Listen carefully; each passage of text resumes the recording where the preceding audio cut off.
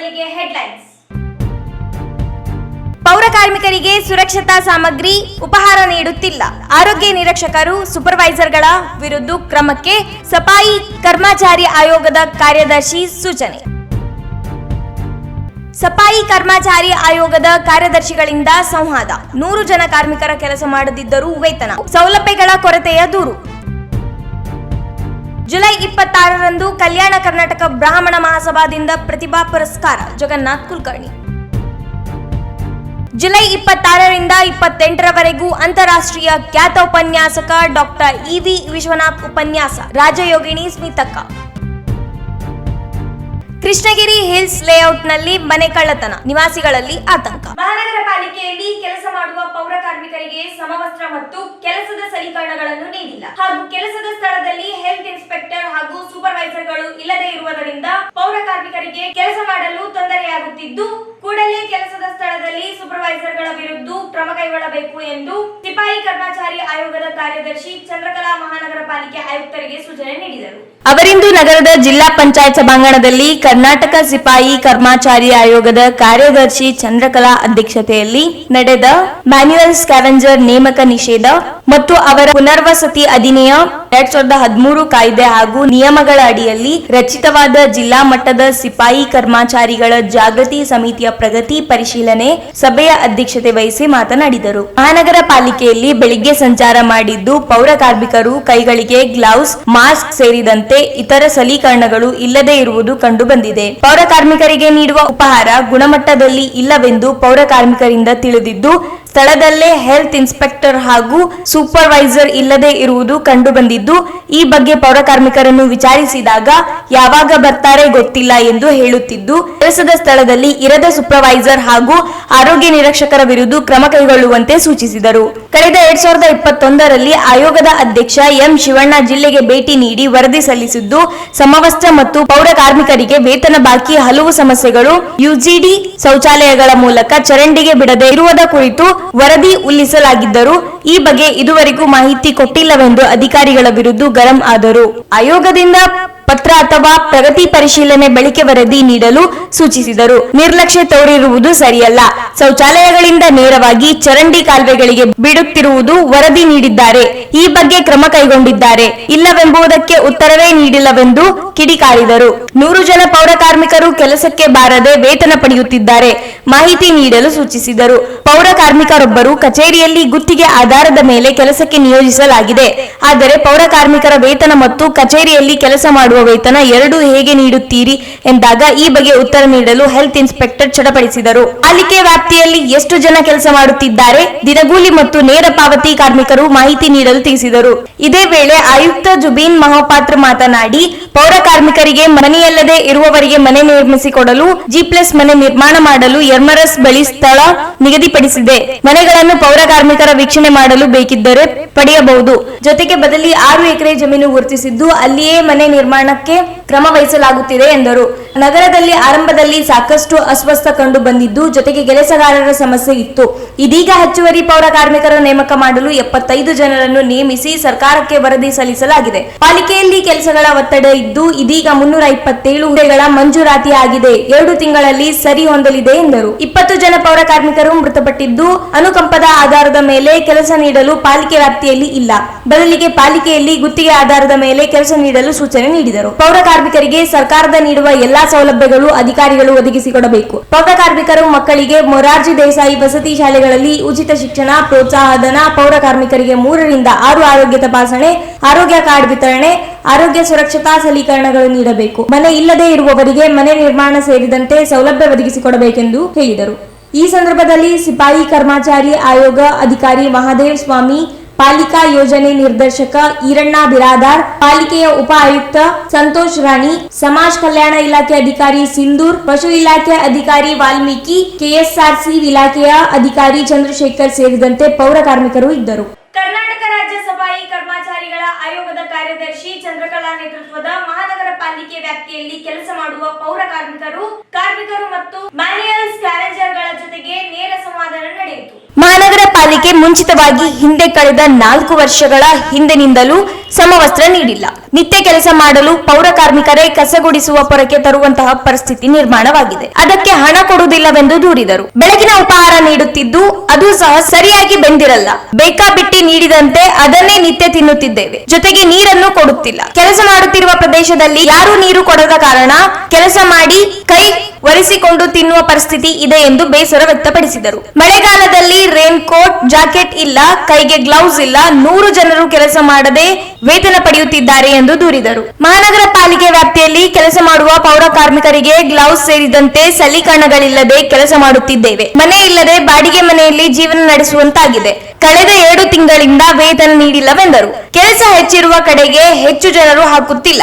ಒಂದಿಬ್ಬರು ಮಾತ್ರ ಮಾಡಬೇಕು. ಕೆಲಸದ ಒತ್ತಡ ಹೆಚ್ಚಿದೆ.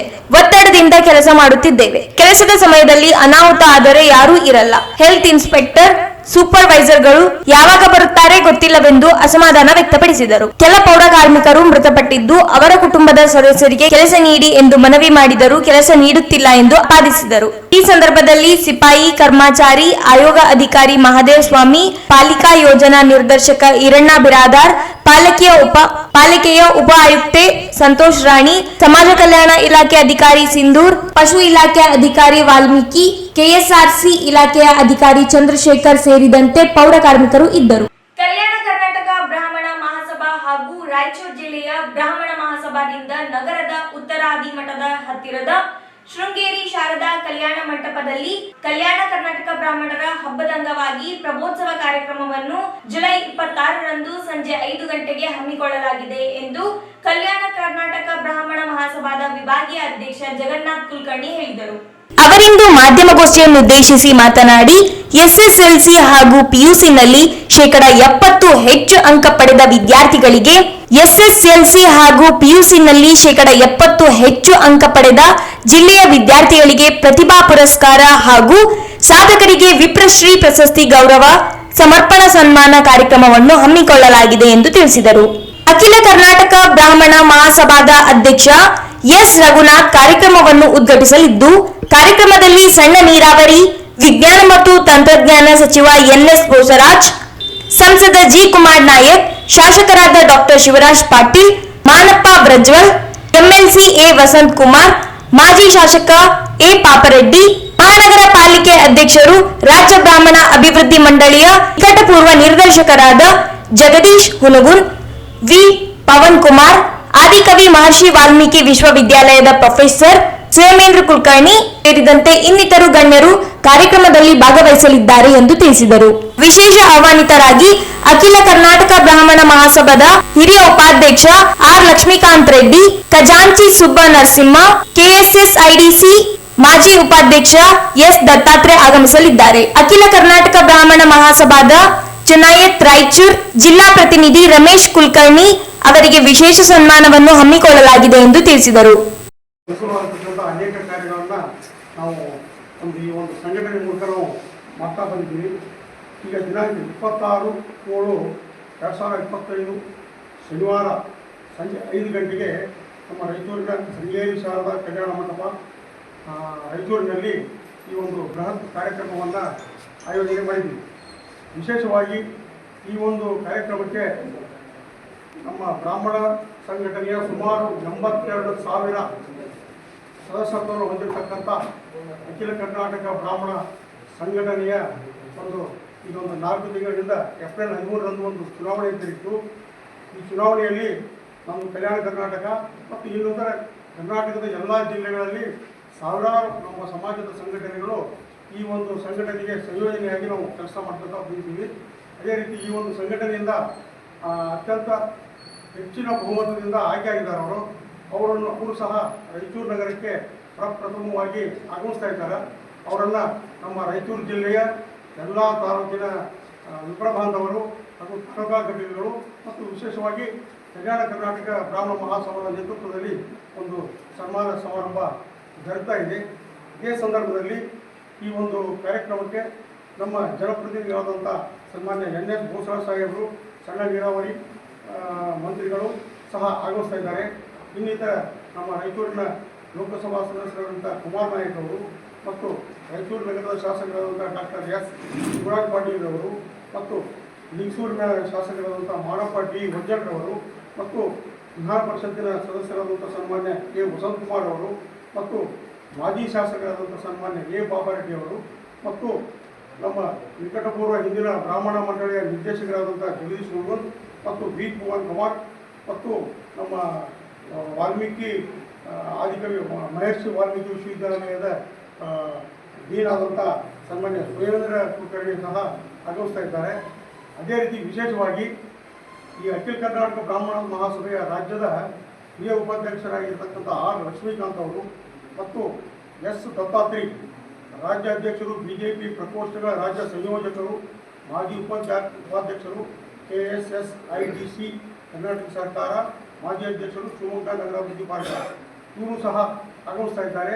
ಈ ಒಂದು ಕಾರ್ಯಕ್ರಮದ ಅಧ್ಯಕ್ಷತೆಯನ್ನು ನಾನೇ ವಹಿಸ್ತಾ ಇದ್ದೀನಿ ಮತ್ತು ಕೆಲ ಉಪಸ್ಥಿತಿಯನ್ನು ನಮ್ಮ ಗುರುರಾಜಾಚಾರ್ಯ ಜೋಶಿ ಕಾಳಿಗೋಡಿಯವರು ಮತ್ತು ಪ್ರಕಾಶ್ ಆಲಂಪಲ್ಲಿ ಅವರು ಮತ್ತು ಗೋಪಾಲಕೃಷ್ಣ ಕಟ್ಟಿ ಅವರು ಇನ್ನಿತರ ಉಪಸ್ಥಿತಿಯಲ್ಲಿ ಈ ಒಂದು ಸಮಾರಂಭವನ್ನು ನಾವು ಏರ್ಪಡಿಸಿದ್ದೀವಿ.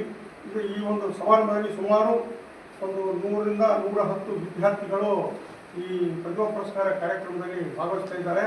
ವಿಶೇಷವಾಗಿ 70%ಗಿಂತ SSLC ಮತ್ತು PUC ಅವರಿಗೆ ಒಂದು ಪ್ರಮಾಣ ಪತ್ರ ಮತ್ತು ಒಂದು ಮೆಡಲು ಮತ್ತು ಒಂದು 1000 ರೂಪೀಸ್ ವಿದ್ಯಾರ್ಥಿಗಳಿಗೆ ಕೊಡ್ತಕ್ಕಂಥ ಒಂದು ಸಮಿತಿ ನಿರ್ಣಯದ ಪ್ರಕಾರ ನಾವು ವಿದ್ಯಾರ್ಥಿಗಳಿಗೆ ವಿತರಣೆ ಮಾಡ್ತಾ ಇದ್ದೀವಿ. ಈ ಕಾರ್ಯಕ್ರಮ 26ರಂದು ಇರ್ತಕ್ಕಂಥ ಈ ಕಾರ್ಯಕ್ರಮದ ಬಗ್ಗೆ ತಾವೆಲ್ಲ ಪ್ರಚಾರ ಮಾಡಿ 1973ರಲ್ಲಿ ಸ್ಥಾಪನೆ ಆಯ್ತು ಸರ್. ಮಾಸ್ಟರ್ ಹಿರಣ್ಣಯ್ಯ ಅಂತ ಹೇಳಿದ್ರಲ್ಲ, ಅವರು ಬೆಂಗಳೂರಿನಲ್ಲಿ ಸ್ಥಾಪನೆ ಮಾಡಿದ್ರು. ಆ ಬೆಂಗಳೂರಿನಲ್ಲಿ ಸ್ಥಾಪನೆ ಮಾಡೋ ಮುಂದೆ ಬೈಲ ಮುಂದೆ ಸ್ವಲ್ಪ ಅವ್ರು ಏನು ಮಾಡಿದ್ರು ಅಂದರೆ, ಇನ್ನೂ ಸ್ಟಾರ್ಟಿಂಗ್ನಲ್ಲಿ ಇತ್ತು ನಮ್ಮ ಸಮಾಜ ಸಂಘಟನೆ. ಆ ಹೊತ್ತಿಗೆ ಅದರಲ್ಲಿ ಕರ್ನಾಟಕದ ಯಾವ್ಯಾವ ಜಿಲ್ಲಾ ಘಟಕಗಳನ್ನು ಅವ್ರು ಯಾರೂ ಮಾಡಿಲ್ಲ. ನಾವು ಒಂದೊಂದು ಜಿಲ್ಲೆಯಲ್ಲಿ ತಾಲೂಕದಲ್ಲಿ ಮಾಡಿಕೊಂಡು ಎಲ್ಲ ಸಂಯೋಜನೆ ಮಾಡ್ತೀವಲ್ಲ, ಆ ಸ್ಟೇಟಿಗೆ ಇದು ನಮ್ದು ಏನಂದರೆ ನಮ್ಮದು 7 ಜಿಲ್ಲಾದ ಸಂಘಟನೆ ನಮ್ದು ಅಷ್ಟೇ. ರಾಜ್ಯದ ಜೊತೆಗೆ ನಾವು ಕೊಲಾಬ್ರೇಷನ್ ಆಗಿದ್ದು. ಅಂದರೆ ಅವ್ರು ಯಾವುದೇ ನಾಳೆ ಅವರ ಒಂದು ವಿದ್ಯಾನಿಧಿ ಅಂತೇಳಿ ಒಂದು ಅಕ್ಷಯ ನಿಧಿ ಅಂತೇಳಿ ಒಂದು ಕಾರ್ಯಕ್ರಮ ಮಾಡ್ತಾಯಿದ್ರು. ಹೆಂಗೆ ಮಾಡ್ತಾರಂದರೆ, ಒಬ್ಬರಿಂದ 1 ಲಕ್ಷ ತನಕ 10,000 ಕ್ಯಾಂಡಿಡೇಟ್ ಮಾಡಿ 100 ಕೋಟಿ ರೂಪಾಯಿ ಕಲೆಕ್ಷನ್ ಮಾಡ್ತಾರೆ. ಮಾಡಿ ಹೊಸ ಅಧ್ಯಕ್ಷ ಬರ್ತಾಯಿದ್ದಾರಲ್ಲ, ಕಲೆಕ್ಷನ್ ಮಾಡ್ತಾರೆ. ಆ ಒಂದು ಕಾರ್ಯಕ್ರಮ ಮಾಡಿ ಆ 100 ಕೋಟಿಯಲ್ಲಿ ಶೈಕ್ಷಣಿಕ ಸಂಸ್ಥೆಗಳನ್ನು ಮತ್ತು ಪ್ರತಿಭಾವಂತ ವಿದ್ಯಾರ್ಥಿಗಳಿಗಾಗಲಿ, ಓದರಿಗಾಗಲಿ, ಹಾಸ್ಟೆಲ್ಗಾಗಲಿ ಒಂದು ಅವ್ರ ಕಾರ್ಯಕ್ರಮ ಅಲ್ಲ, ಅವರು ಆ ಕಾರ್ಯಕ್ರಮಗಳ ಜೊತೆಗೆ ನಾವು ಸಂಯೋಜನೆ ಇರ್ತೀವಿ. ಅಂದರೆ ಅವರೇ ಮಾಡ್ತಿರ್ತಾರೆ, ಅವ್ರ ಜೊತೆ ನಾವು ನಮ್ಮ ಭಾಗದಿಂದ ಅವ್ರಿಗೆ ಸಹಕಾರ ಎಲ್ಲ ನಿರ್ದೇಶಕ ಆಯ್ಕೆ ಮಾಡ್ತಾರಲ್ಲ, ನಿರ್ದೇಶಕ ಆಯ್ಕೆ ಮಾಡಿದವರು ಸ್ಟೇಟ್ ಎಕ್ಸಿಕ್ಯೂಟಿವ್ ಮೆಂಬರ್ ಇದ್ದಂಗೆ.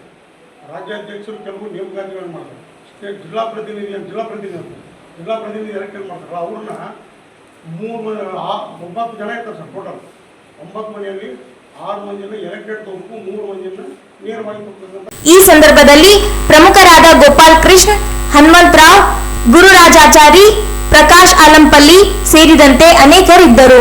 ಈಗ ಚಿಕ್ಕದೊಂದು ಬ್ರೇಕ್ ನಂತರ ಮತ್ತೆ ಮೆಗಾ ನ್ಯೂಸ್ ಮುಂದುವರಿಯುತ್ತದೆ.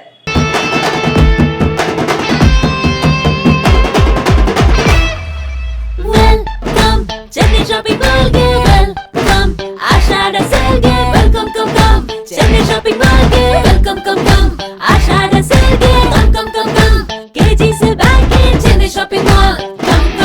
Super prices su, KG sarees su, nama KG sale nama target idu trending saree sale nama fashion this is adu Ashada KG sale ಬಂದಾಯಿತು. Chennai Shopping Mall ನಿಮಗಾಗಿ ತಂದಾಯಿತು.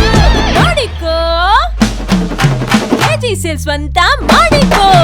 ತೆಲಂಗಾಣ ಆಂಧ್ರ ಮಹಿಳೆಯರ favourite KG sale ಈಗ ನಮ್ಮ ರಾಯಚೂರದಲ್ಲಿ. KG ಸೀರೆಗಳ ಆರಂಭಿಕ ಬೆಲೆ ಕೇವಲ 150 ರೂಪಾಯಿಗಳು ಮಾತ್ರವೇ. ಚೆನ್ನೈ ಶಾಪಿಂಗ್ ಮಾಲ್ ನಲ್ಲಿ ಕೆಜಿ ಶಾಪಿಂಗ್ ಅಂದ್ರೆ ಶಾಪಿಂಗ್ ಕೆಜಿಗಳಲ್ಲಿ, ಸಂತೋಷ ಟನ್ನುಗಳಲ್ಲಿ. The Chennai shopping mall, station road, opposite public garden, Raichur. Break ನಂತರ ಮತ್ತೆ ಮೆಗಾ ನ್ಯೂಸ್ಗೆ ಸ್ವಾಗತ. ಪ್ರಜಾಪಿತ ಬ್ರಹ್ಮಕುಮಾರಿ ಈಶ್ವರಿ ವಿಶ್ವವಿದ್ಯಾಲಯದ 3 ದಿನಗಳ ಉಪನ್ಯಾಸ ಕಾರ್ಯಕ್ರಮವನ್ನು ಆಯೋಜಿಸಲಾಗಿದ್ದು, ಅಂತಾರಾಷ್ಟ್ರೀಯ ಉಪನ್ಯಾಸಕ ಡಾಕ್ಟರ್ EV ವಿಶ್ವನಾಥ್ ಭಾಗವಹಿಸಲಿದ್ದಾರೆ ಎಂದು ಸಂಚಾಲಕ ರಾಜಯೋಗಿನಿ ಸ್ಮಿತಕ್ಕ ಹೇಳಿದರು.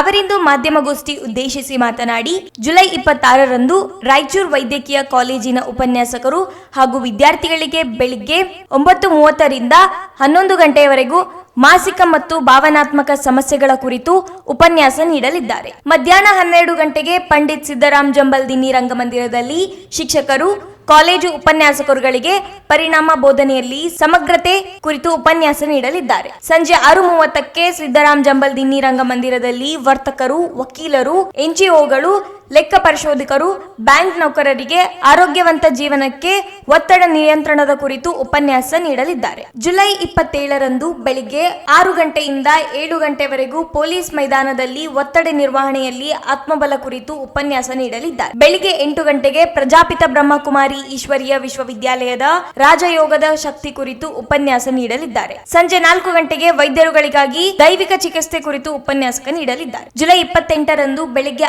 6ರಿಂದ 7ರವರೆಗೆ ಪೊಲೀಸರಿಗಾಗಿ 2ನೇ ತಂಡಕ್ಕೆ ಒತ್ತಡ ನಿಯಂತ್ರಣದಲ್ಲಿ ಸ್ವಯಂ ಬಲದ ಕುರಿತು ಉಪನ್ಯಾಸ ನೀಡಲಿದ್ದಾರೆ. ಅಂತಾರಾಷ್ಟ್ರೀಯ ಖ್ಯಾತ ಇವಿ ವಿಶ್ವನಾಥ್ ಇವರ ಉಪನ್ಯಾಸಕ ಕಾರ್ಯಕ್ರಮದಲ್ಲಿ ಸಾರ್ವಜನಿಕರು ಹೆಚ್ಚಿನ ಸಂಖ್ಯೆಯಲ್ಲಿ ಭಾಗವಹಿಸಿ ಯಶಸ್ವಿಗೊಳಿಸಬೇಕೆಂದರು.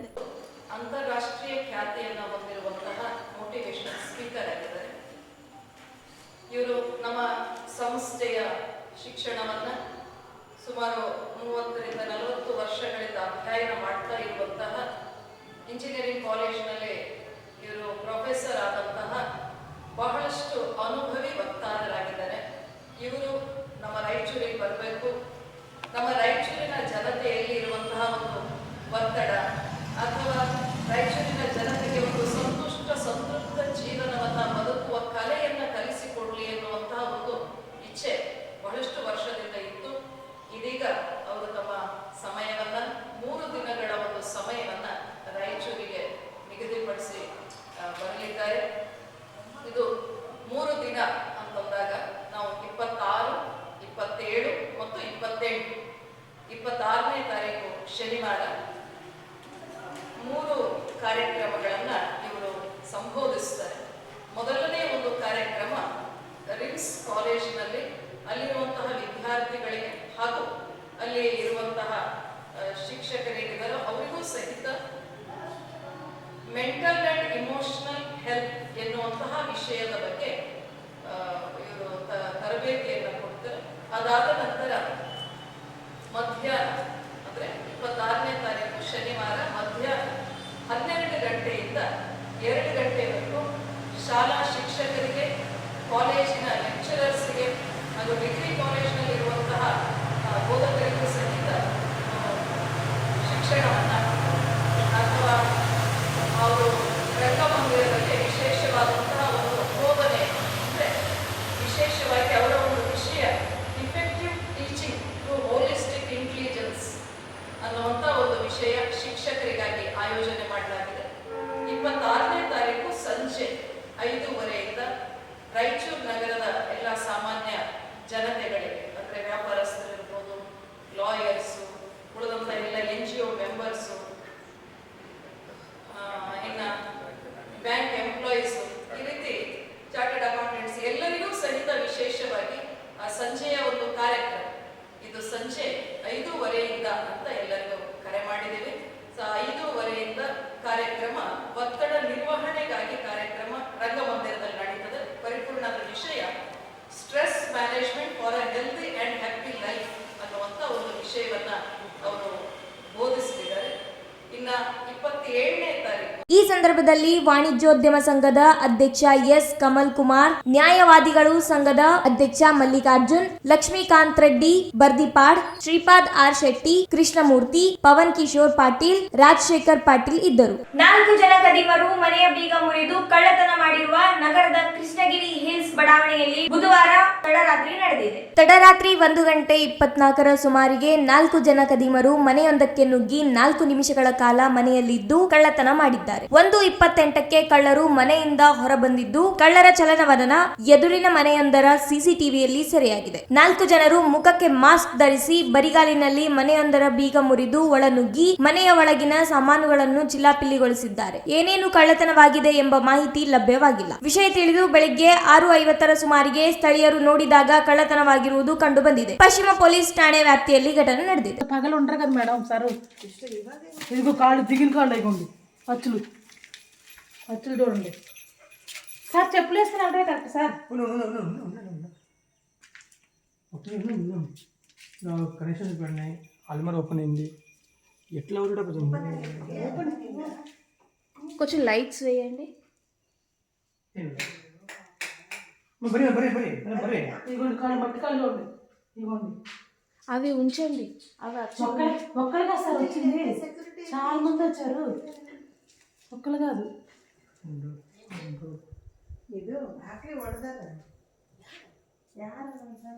కెమెరా పీకేశారు, కెమెరా లైట్ కెమెరా మొత్తం పగలు కొట్టేశారు, కెమెరా మొత్తం పీకేశారు.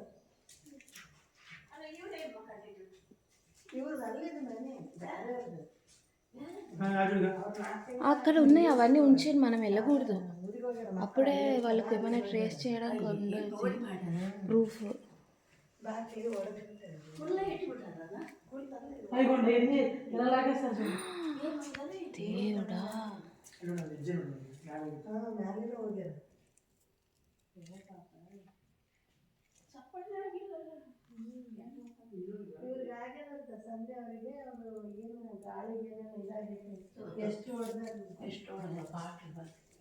నేను గాలి కొట్టుకుంటున్నాయో తలుపులు అనుకున్నాను సార్, గేట్స్ అవ్వ కదా. ಕೊನೆಯಲ್ಲಿ ಮತ್ತೊಮ್ಮೆ ಹೆಡ್ಲೈನ್ಸ್. ಪೌರ ಕಾರ್ಮಿಕರಿಗೆ ಸುರಕ್ಷತಾ ಸಾಮಗ್ರಿ ಉಪಹಾರ ನೀಡುತ್ತಿಲ್ಲ, ಆರೋಗ್ಯ ನಿರೀಕ್ಷಕರು ಸೂಪರ್ವೈಸರ್ಗಳ ವಿರುದ್ಧ ಕ್ರಮಕ್ಕೆ ಸಫಾಯಿ ಕರ್ಮಚಾರಿ ಆಯೋಗದ ಕಾರ್ಯದರ್ಶಿ ಸೂಚನೆ. ಸಫಾಯಿ ಕರ್ಮಚಾರಿ ಆಯೋಗದ ಕಾರ್ಯದರ್ಶಿಗಳಿಂದ ಸಂವಾದ. 100 ಜನ ಕಾರ್ಮಿಕರ ಕೆಲಸ ಮಾಡದಿದ್ದರೂ ವೇತನ, ಸೌಲಭ್ಯಗಳ ಕೊರತೆಯ ದೂರು. ಜುಲೈ 26ರಂದು ಕಲ್ಯಾಣ ಕರ್ನಾಟಕ ಬ್ರಾಹ್ಮಣ ಮಹಾಸಭಾದಿಂದ ಪ್ರತಿಭಾ ಪುರಸ್ಕಾರ ಜಗನ್ನಾಥ್ ಕುಲಕರ್ಣಿ. ಜುಲೈ 26ರಿಂದ 28ರವರೆಗೂ ಅಂತಾರಾಷ್ಟ್ರೀಯ ಖ್ಯಾತ ಉಪನ್ಯಾಸಕ ಡಾಕ್ಟರ್ ಇವಿ ವಿಶ್ವನಾಥ್ ಉಪನ್ಯಾಸ, ರಾಜಯೋಗಿಣಿ ಸ್ಮಿತಕ್ಕ. ಕೃಷ್ಣಗಿರಿ ಹಿಲ್ಸ್ ಲೇಔಟ್ನಲ್ಲಿ ಮನೆ ಕಳ್ಳತನ, ನಿವಾಸಿಗಳಲ್ಲಿ ಆತಂಕ. ಇದಿಷ್ಟು ಇವತ್ತಿನ ಸುದ್ದಿ. ಪ್ರಮುಖ ಸುದ್ದಿಗಳಿಗಾಗಿ ನೋಡ್ತಾ ಇರಿ ಮೆಗಾ ನ್ಯೂಸ್.